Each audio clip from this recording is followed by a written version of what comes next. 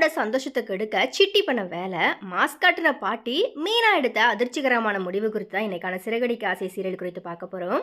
So இப்போ ரீசெண்டாக பார்த்தீங்கன்னா ஒரு ப்ரொமோ வந்துட்டு ஒன்று ரிலீஸ் பண்ணியிருந்தாங்க. அதில் முதல் திருமண நாளை சந்தோஷமாக கொண்டாடுற முத்து அண்ட் மீனா ரெண்டு பேருக்குமே சண்டையை ஏற்படுத்தி விடுறதுக்காக சத்யாவை வச்சு சிட்டி பார்த்தீங்கன்னா ஒரு பிளான் போடுறாரு.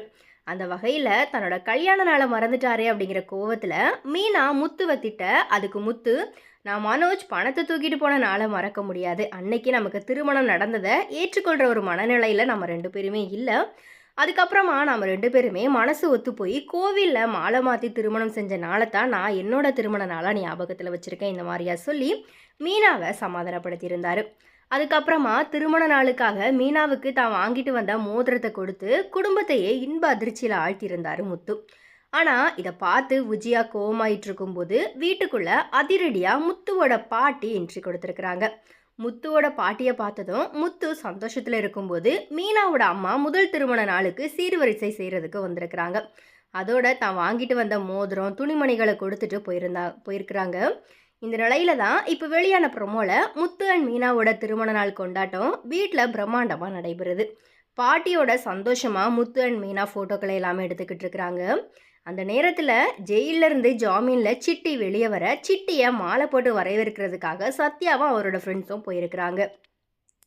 அப்போது சிட்டி, இன்னைக்கு உங்கள் அக்கா மாமாவுக்கு கல்யாண நாள் தானே, நீ என்ன இங்கே வந்திருக்க இந்த மாதிரியா கேட்க, அதுக்கு சத்யா, நான் அங்கே போனால் தேவையில்லாத பிரச்சனை தான் வரும் இந்த மாதிரியா சொல்ல, அதுக்கு சிட்டி சத்யா கிட்ட பணத்தை கொடுத்து, மாமா மச்சா உறவு எல்லாம் அவ்வளோ லேசுப்பட்டது கிடையாது, தடபுடலாம் ஏதாச்சும் அவங்களுக்கு வாங்கி கொடு இந்த மாதிரியா பணத்தை கொடுத்து அனுப்புகிறாரு.